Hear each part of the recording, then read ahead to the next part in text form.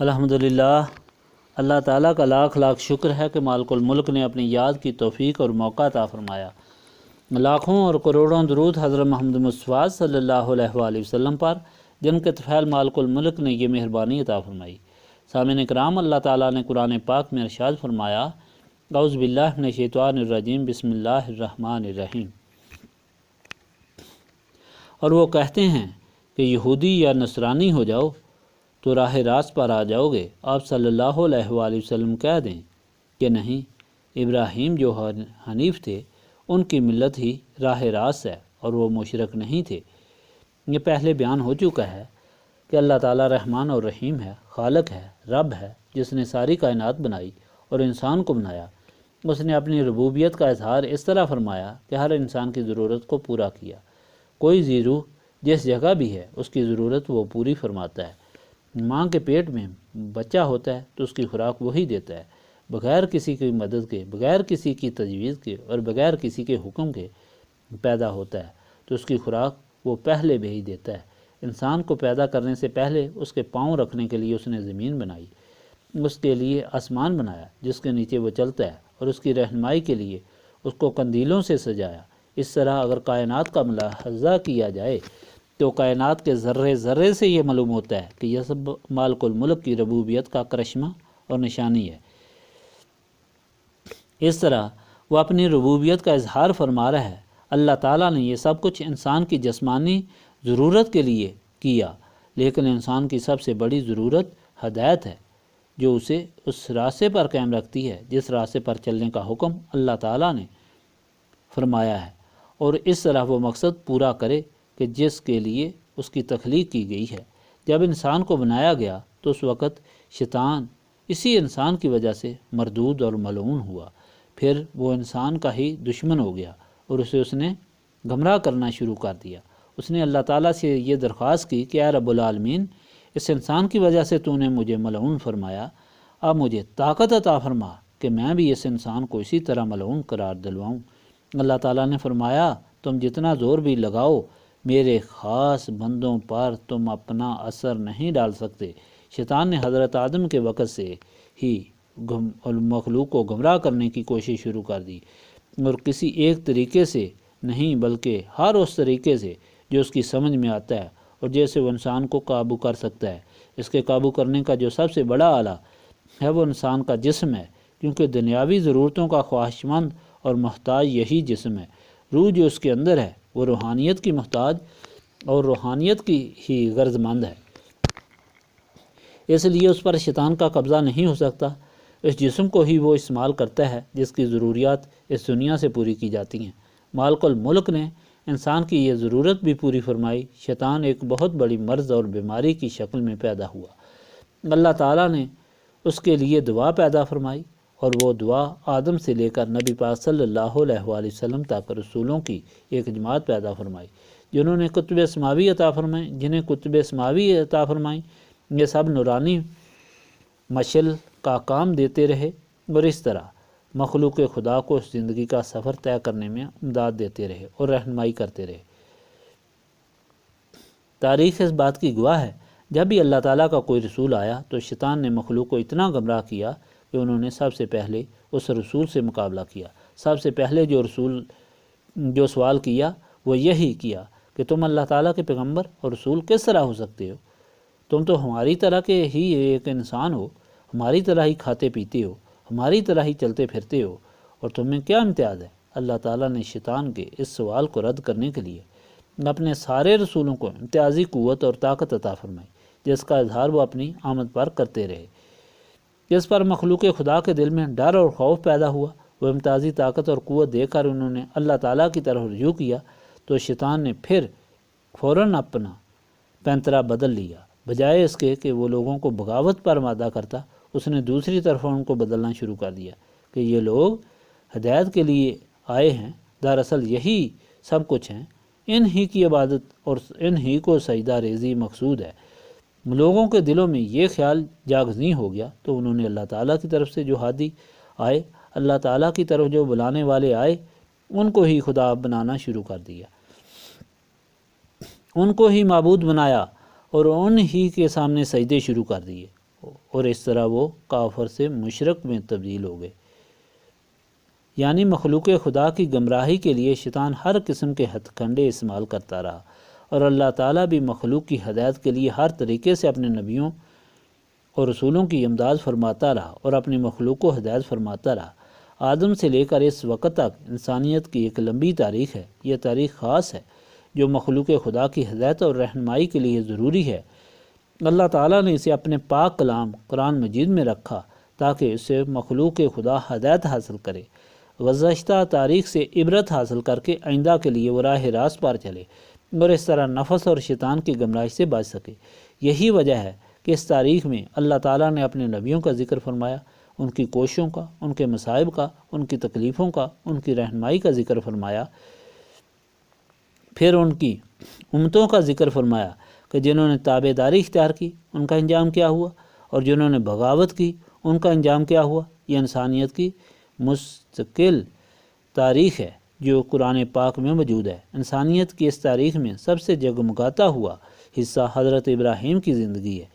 جس کے متعلق پہلے بیان ہو چکا ہے کہ کس طرح ابراہیم نے اپنے ماں باپ سے بھی، اپنے عزیز و اقارب سے بھی، بادشاہ سے بھی، دوستوں سے بھی مقابلہ کیا۔ انہوں نے وطن بھی چھوڑا اور ہر قسم کی تکلیفیں اور مصیبتیں برداشت کیں کہ اللہ تعالیٰ نے انہیں سب سے بلند رتبہ عطا فرما کر مخلوق کا امام بنا دیا، کعبہ شریف کا معمار بنایا اور ان کی دعائیں قبول فرمائیں۔ حضرت ابراہیم مالک الملک کی مہربانی سے عظیم عقل و دانش اور حکمت رکھتے تھے۔ وہ انسانیت کے اعمال کا بہت بڑا تجربہ رکھتے تھے۔ انہیں یہ معلوم تھا کہ یہ مخلوق جس کے لیے میں نے اتنی مصیبتیں برداشت کیں،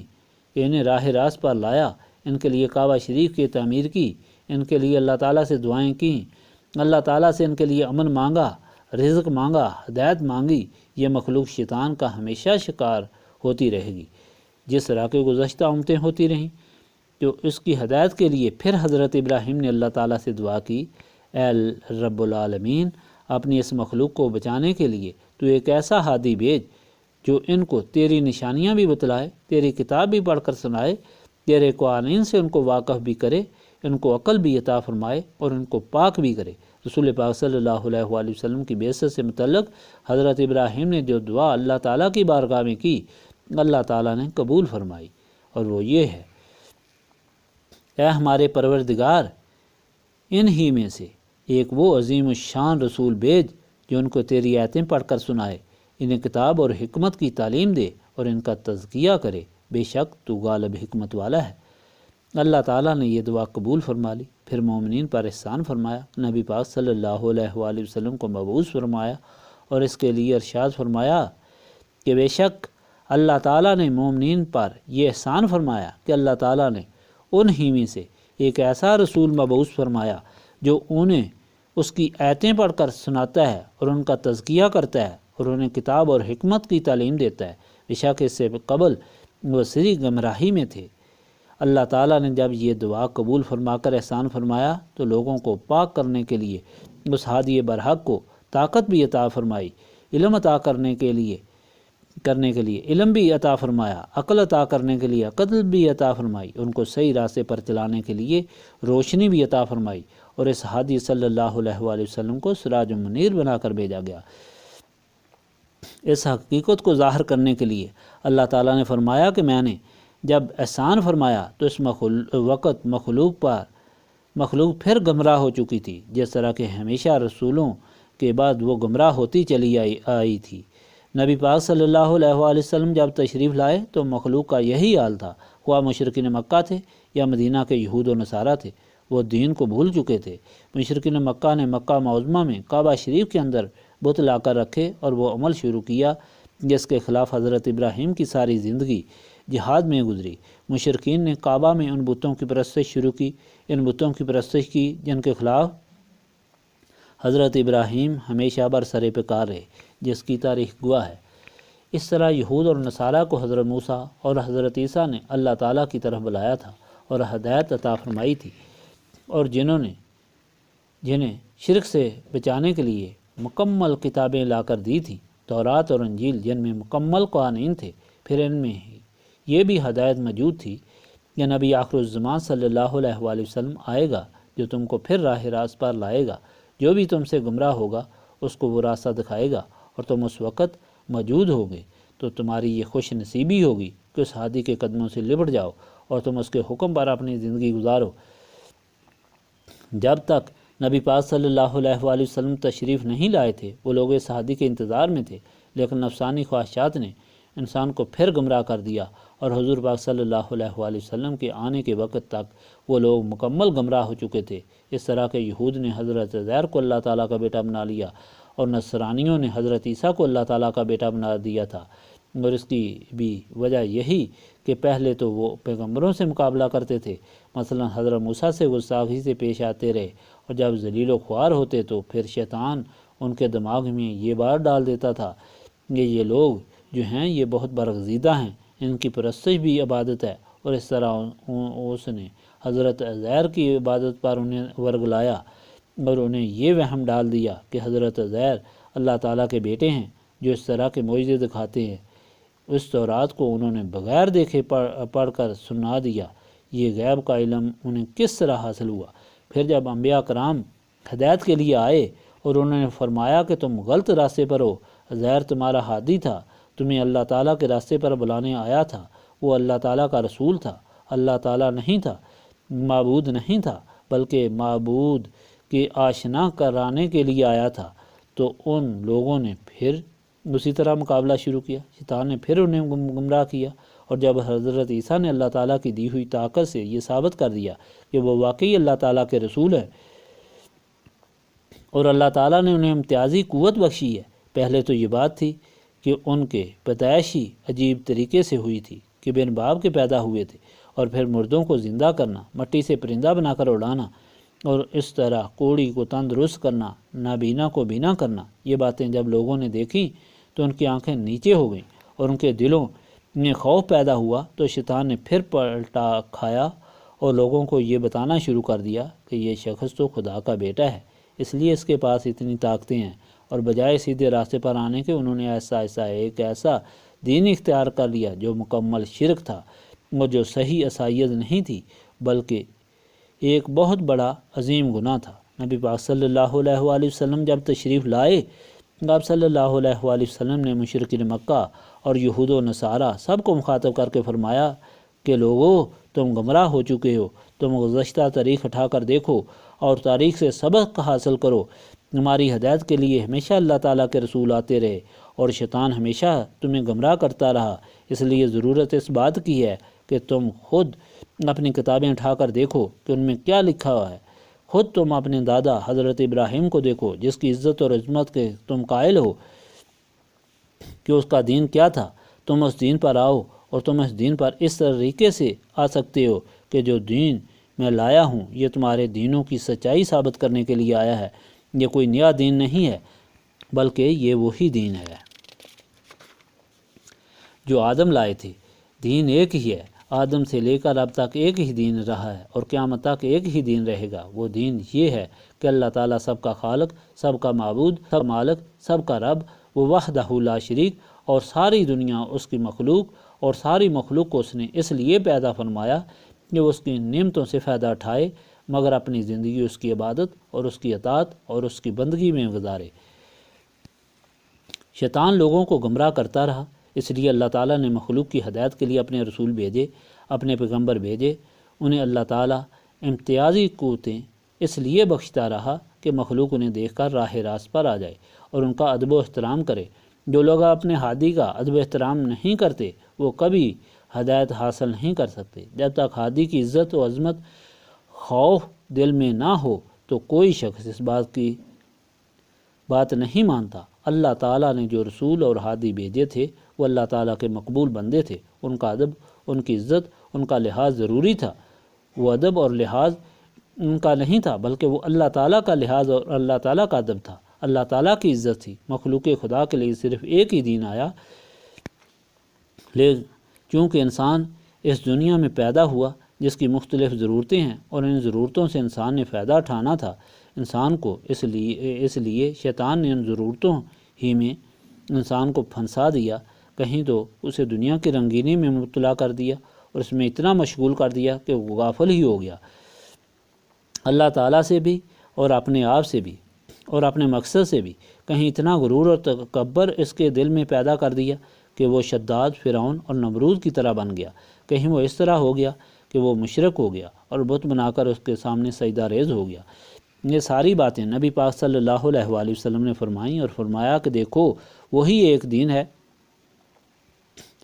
جس کو آدم لے کر آئے، سارے رسول اسی دین کی تبلیغ کرتے رہے، یہی وہ دین ہے جسے حضرت ابراہیم لے کر آئے، اور حضرت ابراہیم کا دین جو ہے اس پر حضرت موسیٰ نے تمہیں ہدایت فرمائی، حضرت عیسیٰ نے ہدایت فرمائی۔ تم لوگوں نے دین میں تحریف کر دی، کتب سماوی میں تحریف کر دی، اب میں آیا ہوں تمہارے نبیوں کو الزامات سے پاک کرنے کے لیے، جو الزامات تم ان پر لگاتے ہو وہ دھونے کے لیے اور یہ ثابت کرنے کے لیے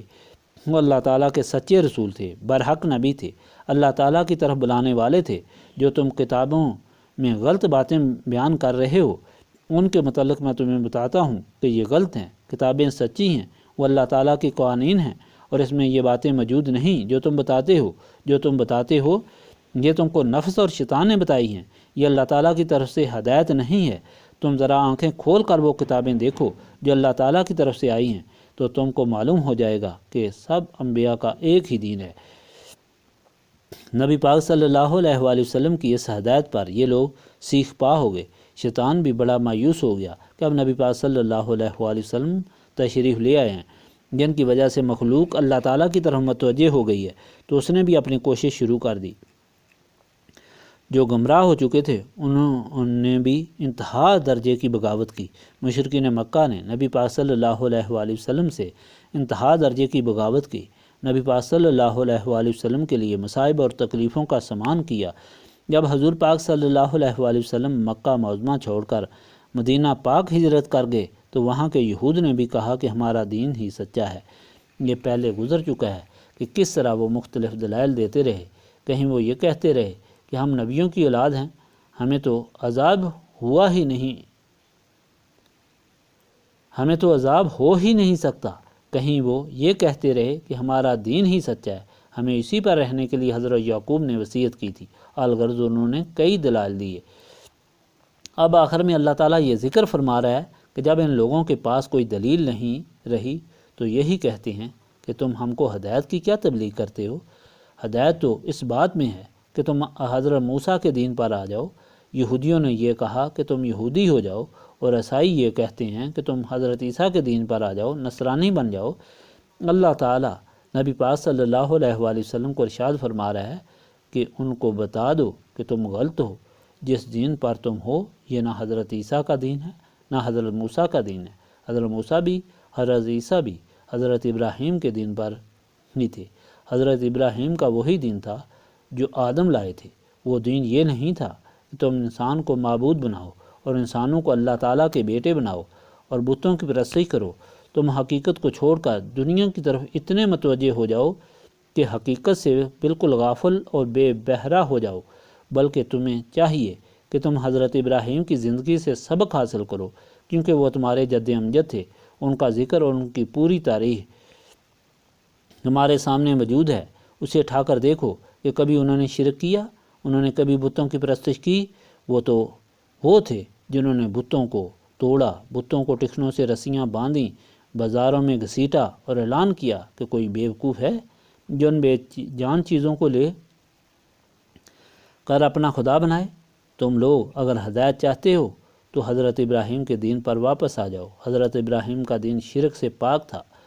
وہ وہی دین ہے جس کی تبلیغ کے لیے میں آیا ہوں۔ یہاں نبی پاک صلی اللہ علیہ وآلہ وسلم نے جو اعلان فرمایا اللہ تعالیٰ اس کا ذکر فرما رہا ہے۔ نبی پاک صلی اللہ علیہ وآلہ وسلم سے اللہ تعالیٰ نے فرمایا کہ آپ صلی اللہ علیہ وآلہ وسلم ان لوگوں کو بتائیں کہ تم غلط کہتے ہو، اور غلط اس لیے کہتے ہو کہ تم اپنے نبیوں سے دور ہو گئے ہو، تم نے اپنے رسولوں سے نسبت چھوڑ دی ہے۔ اس نسبت کو چھوڑنے کی وجہ سے تمہیں یہ معلوم ہی نہیں ہو رہا کہ تمہارے نبیوں نے تمہیں کیا ہدایت کی تھی، تمہیں کیا حکم فرمایا تھا، تمہیں کیا قوانین بتائے تھے۔ اگر تم اپنے رسولوں سے نسبت قائم رکھتے تو تمہیں لازماً یہ ہدایت معلوم ہوتی، اور ایک کے بعد دوسرا آنے والا نبی جو ہے اس کی خبر تم کو ہوتی۔ تم یہ سمجھتے کہ نبیوں کی اطاعت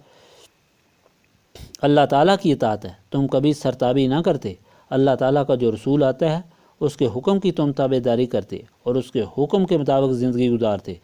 تم نے وہ نسبت چھوڑ دی جس کی وجہ سے تم گمراہ ہوتے چلے گئے۔ اب تمہارے لیے یہ ضروری ہے کہ تم توبہ کرو، اللہ تعالیٰ کے رستے پر آ جاؤ، پھر تم اسی دین پر چلو جو ابراہیم کا دین ہے اور جس کی تبلیغ کے لیے میں آیا ہوں۔ سامعین کرام، انسانیت کی ہدایت کے لیے یہ ایک تاریخ ہے۔ انسان کو چاہیے کہ وہ اس تاریخ سے ہدایت حاصل کرے۔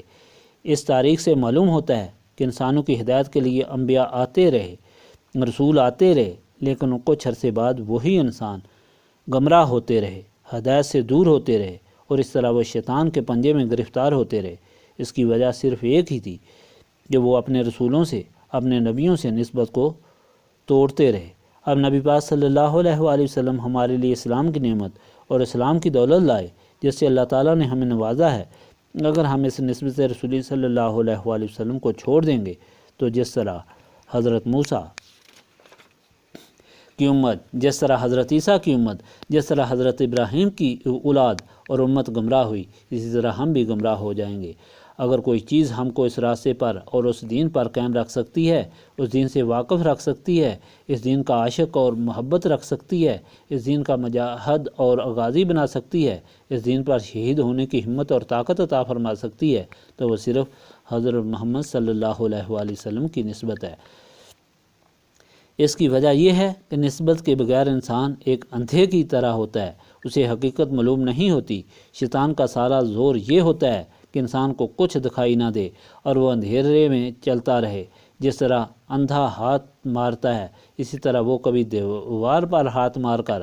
اس کو دروازہ سمجھتا ہے، کبھی گھڑے میں گر جاتا ہے۔ نسبت کے بغیر انسان کی زندگی تباہ ہو جاتی ہے۔ اگر نسبت حاصل ہو تو انسان گمراہ نہیں ہوتا۔ اللہ تعالیٰ نے فرمایا ہے کہ جس رسول صلی اللہ علیہ وآلہ وسلم سے تم نے نسبت قائم رکھنی ہے وہ روشن کرنے والا چراغ ہے، اس سے تم نسبت قائم کرو، یہ تو تمہیں ایک روشنی عطا ہو جائے گی، اس سے تمہارے دل و دماغ روشن ہو جائیں گے، پھر تم کبھی اس راستے کو نہیں بھول سکو گے جو تمہارے لیے وہ رسول لایا۔ اب اس زمانے میں شیطان کا سب سے بڑا حملہ یہی ہے کہ اس ہادی سے، اس روشن کرنے والے چراغ سے انسان کو دور کرے، نسبت رسولی صلی اللہ علیہ وآلہ وسلم سے انسان کو دور کرے اور لوگوں کے دلوں میں یہ خیال پیدا کرے کہ اس رسول کی ضرورت صرف اس وقت تک تھی جب تک اس نے پیغام لانا تھا، بس اس کے بعد تم کو پیغام مل گیا، قرآن پاک کی ہدایت مل گئی، اب تم بے نیاز ہو گئے ہو، اب تم خود اللہ تعالیٰ کے راستے پر چل سکتے ہو اور تمہارے لیے یہی کافی ہے۔ نبی پاک صلی اللہ علیہ وآلہ وسلم ایک دفعہ صحابہ کرام میں تشریف فرما تھے۔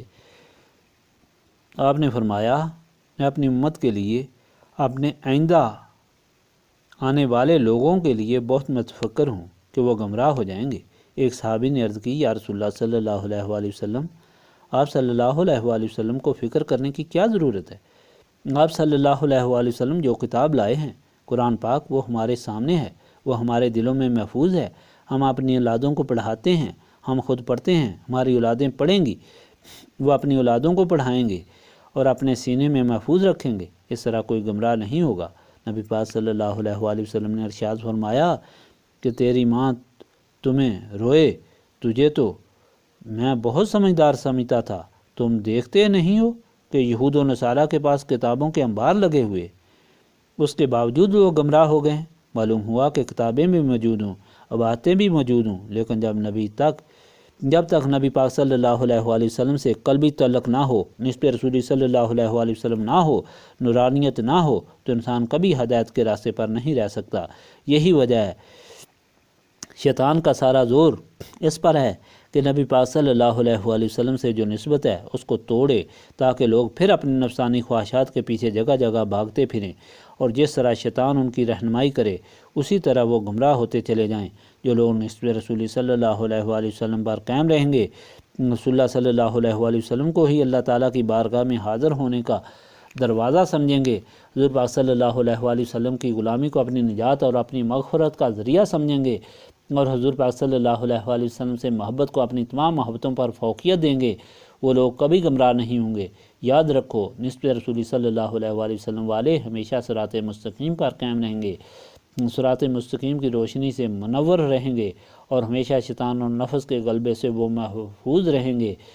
بندگی کے لیے اور راہ راست پر رہنے کے لیے نسبت رسول صلی اللہ علیہ وآلہ وسلم انتہائی ضروری ہے۔ اس نسبت کے لیے سینوں کی صفائی کی ضرورت ہے،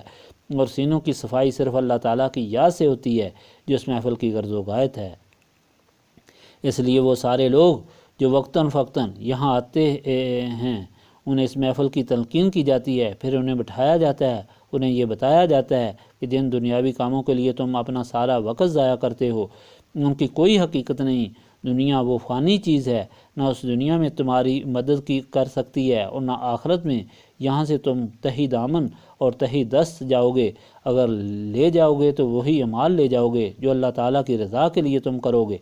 یہ یاد رکھو، یہ دنیا کسی کی ملکیت ہے، یہ دنیا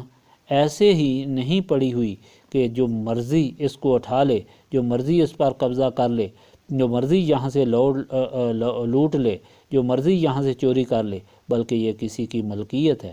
اور جس کی یہ ملکیت ہے وہی مالک اور خالق ہے، جس کی عبادت کے لیے تمہیں بلایا جاتا ہے، جس کی عبادت کے لیے تم کو متوجہ کیا جاتا ہے۔ جب انسان اللہ تعالیٰ کی طرف متوجہ ہوتا ہے تو اللہ تعالیٰ انسان کو دنیا بھی دے دیتا ہے، دین بھی دے دیتا ہے، اور دونوں جہانوں کے غموں سے محفوظ فرماتا ہے، سرخرو اور سرفراز فرماتا ہے۔ جو لوگ یہ نہیں سمجھتے اور صرف دنیا کی طرف ہی متوجہ رہتے ہیں، دنیا بھی ان سے چھن جاتی ہے اور وہ اللہ تعالیٰ کے سامنے بھی شرمندہ ہوتے ہیں اور دونوں جہانوں میں رسوا ہوتے ہیں۔ یہاں بلا کر تمہیں یہ تلقین کی جاتی ہے کہ یہاں بیٹھو، اللہ تعالیٰ کی یاد کرو، اس یاد سے تمہارے سینے صاف ہوں گے، پھر تم اللہ تعالیٰ سے نسبت رسولی کی التجا کرو اور نسبت رسولی صلی اللہ علیہ وآلہ وسلم لے کر یہاں سے لوٹو، تاکہ تمہارے دل و دماغ منور ہو جائیں اور تمہیں معلوم ہو جائے کہ کون سی چیز اچھی ہے اور کون سی بری ہے۔ تم شیطان اور نفس سے مغلوب نہ ہو بلکہ ان پر غالب ہو جاؤ، اور دونوں جہانوں کے غموں سے تم کو نجات ہو اور دونوں جہانوں کی خوشیاں حاصل ہوں۔ اس لیے جن خوش نصیب لوگوں کو اللہ تعالیٰ اس محفل میں شرکت کی توفیق عطا فرماتا ہے انہیں ہمیشہ اس مقصد کی طرف متوجہ رہنا چاہیے کہ ہم کس بات کے لیے یہاں بیٹھے ہیں۔ جس بات کے لیے ہم یہاں بیٹھے ہیں اس کو پورا کرنا چاہیے، سمجھنا چاہیے اس کے آداب کیا ہیں، تاکہ ہم کما حق و مستفید ہو کر یہاں سے لوٹیں، اور جو لوگ بھی اس کے آداب کو ملحوظ خاطر رکھیں گے وہ یہاں سے کبھی تہی دامن نہیں لوٹیں گے۔ اللہم صلی علی سیدنا محمد وعلی آلہ وصحابہ صلاۃ تکون لنا امانا من کل خوف۔ لا الہ الا انت سبحانک انی کنت من الظالمین۔ لا الہ الا انت سبحانک انی کنت من الظالمین۔ استغفر اللہ العظیم الذی لا الہ الا هو الحی القیوم واتوب الیہ۔ استغفر اللہ العظیم الذی لا الہ الا هو الحی القیوم واتوب الیہ۔ ربنا تقبل منا انک انت السمیع العلیم وتب علینا انک انت التواب الرحیم۔